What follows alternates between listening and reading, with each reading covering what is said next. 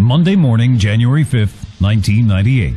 Just another morning of freezing rain, but nothing seemed too far out of the ordinary. But in fact, it was as out of the ordinary as most in eastern Ontario had ever seen.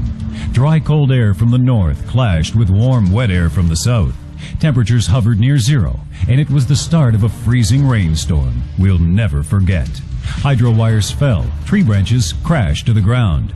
And just as it looked like things were getting fixed, Hydro's Rick Smith, with CFRA Steve Madeley, giving him a taste of what was to come. Call one of the emergency services. They will respond for us and stand by and secure the area until we can get people there. We have a caller here. JP, go ahead. Rick's on the line from Ottawa Hydro. 16 Crescent Road in Rockcliffe Park? Yes. I think the transformer blew up on the post. Thanks very much. Okay, and that's how CFRA became Eastern Ontario's lifeline. As the capital's news talk radio station and only 24-hour news source, CFRA was challenged to inform the region. Regular programming was cancelled, and Operation Ice Storm was in effect. By Wednesday, the first wave of ice had subsided. But on CFRA, Environment Canada's Andre Cyr said radar showed lots more precipitation on the way, hoping against hope it wouldn't be ice. The main band will start developing this afternoon and will intensify this evening and overnight. So hopefully we'll be wrong on that one, but that's the way it's showing up right now. By Thursday, municipal politicians started implementing emergency procedures. Brian Coburn and Regional Chair Bob Shirelli on CFRA. Last night we opened up two shelters, one in Navan and Cumberland, and we've had staff and volunteers going out door to door in the rural area dropping off a pamphlet if people needed help. It's not good in that it's getting worse, isn't it? Steve, as we talk now, and I'm talking beside candlelight, the region's Chief Administrative Officer, Merv Beckstead, and the Emergency Measures Unit are meeting at the region, and probably within the next 2 hours we'll be announcing a course of action which may include declaring an emergency. Hydro workers were in short supply. Frustrated residents flooded the lines, finding answers tough to come by. But while people were frustrated, frightened, and angry with Hydro, they began to see Hydro crews as heroes. So Dave, you're in a convoy of... There's got to be at least 100 hydro trucks from the U.S. We're right in the middle of the pack right now, and they look like they're heading to Ottawa Carrollton, obviously. More lines fell. More trees crashed. More towns like Osgood were out of service. Thousands of people called CFRA as they were the only media outlet covering the storm around the clock. Chantel's on the line from Limoges. It's a disaster area, and that's what we should be declared as. It's just devastating in here. There's trees down everywhere. I've got trees on my house. I couldn't get out my back door if I wanted. CFRA carried live news conferences from regional authorities on very short notice. Then, the situation got worse. The third wave of ice. More hydro poles snapped. Wires were felled. Hydro towers crashed to the ground, knocking out power to hundreds of thousands more between St. Julie and St. Hyacinthe in the Montreal region. CJSS radio in Cornwall was paralyzed by the loss of its tower. CFRA made its transmitter available to CJSS News to broadcast to Cornwall. And radio station CJAD, an English lifeline in Montreal, lost all 4 of its transmission towers. CFRA welcomed the rival broadcaster to use their airwaves to serve Montreal. We're turning our transmitter here at CFRA over to CJAD in Montreal, and here's Dave Fisher. The latest figures for Quebec are 3 million people are without power, and it could take anywhere from 2 days to 2 weeks to get everything On right. Friday, just when the urban areas thought things were getting safe, some 20,000 homes in Nepean lost power early Friday morning. Jerry DuPont of Nepean Hydro. What was that just happened?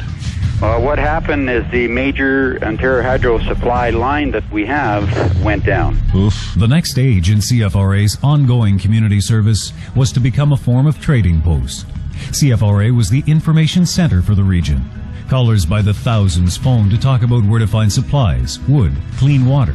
and this was a huge vehicle for informing even the authorities. Wayne calling from a truck phone. Yeah, Lowell. Yes, sir. One of an idea for your generator problem. Yeah, we got the situation out here. We're having a hard time getting gasoline for vehicles. Any question, any specific question you may have, we'll have the answer right here from the top people. Callers to other shows just wanted to express their fears, their frustration, and to find some comfort in hearing that hydro crews were aware of their plight. One of the nicest things I have to say is getting the radio through in the house and letting us know what's going on in the country. The radio has been a total savior. Overnight reruns were canceled, and Ottawa's only live overnight talk show was born. After Midnight, with Gary Michaels, is still heard to this day. By Saturday morning, the severity of the crisis was clear throughout the rural communities in particular. Osgood Mayor Doug Thompson said 10,000 of his residents were without power and would be for at least 10 more days. He urged them to leave their homes and sleep in public shelters.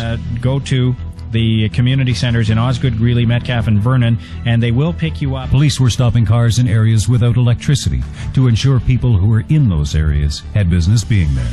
Lieutenant General Bill Leach on CFRA said military personnel were as effective as they were because of their experiences in places like Bosnia. We might not really understand it, but the kind of thing we're doing now is awfully similar to what people like these have to do anywhere in the world that we send them. We're in Bosnia, and some of these people have been there, some of them are going. Part of the satisfaction they're getting out of what they're doing right now is that they're doing it in their own country for people who've got a need. This is what these people are trained to do, and they're damn good at it. The Prime Minister toured Van Cleek Hill and surrounding areas. Monday morning, Premier Mike Harris toured the region. The problems continue to mount throughout the region, particularly the rural areas to the south. Cases of hypothermia are being reported. Residents without power are strongly urged to seek warmth and food at any of the relief centers. First, we go live to Shelley McLean. John, I'm in Metcalfe right now. I've been traveling around Osgood Township this morning. I run into Regional Chair Bob Shirelli. Because of the extreme cold, he's encouraging people in the area to head to shelters. This is Marcel Brazo at the Embrun Community Center in Russell Township. Spirits are surprisingly high. This is Brian Long at the Fire Hall in Richmond. A military spokesman tells me they're going door to door to check on the well-being of people who are refusing to leave their homes. In Ilmers, several hundred at shelters. Here at the Castleman Fire Hall, officials tell me that there's hope that they could have power within 1 or 2 days. Tuesday, the CFRA morning show was on the road, broadcasting live from Embrun, one of the hardest hit areas. Wednesday, it was off to Graham's Bakery, serving as an emergency post for Kempville and Bishop's Mills in the area. Now this has been action central here since the start of the emergency. This big wood-fired brick oven is supplying food to this whole part of eastern Ontario and western Quebec. Friday, the CFB Uplands Depot and relief effort. But when we came into this warehouse this morning, they were loading 2 trucks. One was going to Hawkesbury, the other to Alexandria, and then the warehouse was virtually empty.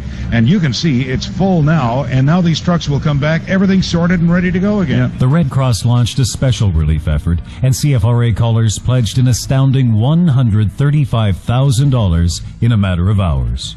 There really was no single endpoint. Some communities pulled out more quickly than others, based largely on when their hydro was restored. Farmers counted their livestock losses. Hundreds of thousands of homeowners and businesses filed insurance claims totaling more than $1.5 billion. Hydro lines and poles were gradually repaired and replaced. The focus turned from surviving back to thriving. And through it all, CFRA switchboard operators were on duty 16 hours a day. In the end, even the military leaders credited CFRA's community service. They acknowledged that with communications the way they were, much of the military response and action was based on what they heard, coming from every corner of our community on CFRA. Through it all, 580 CFRA's primary objective had been reached: to serve residents of Eastern Ontario and Western Quebec with timely, urgent information, to be the lifeline of public service, providing comfort, help, and perhaps saving a few lives along the way. To the thousands who wrote, called, honored CFRA with plaques, commendations, and even a salute in the House of Commons, the entire team at 580 CFRA is grateful. I love CFRA. You've been a godsend, and you deserve the Governor General Medal of Honor for what you've done for this community. So if we didn't have CFRA, I don't know where we'd be right now. Governments, emergency organizations, hydro, and police have examined their own effectiveness during the storm and have worked hard to develop new approaches and backup systems in the event we're ever again hit with the turmoil from natural disasters. Anything from tornadoes, another ice storm, even Y2K. And CFRA pledges to be there when the call comes.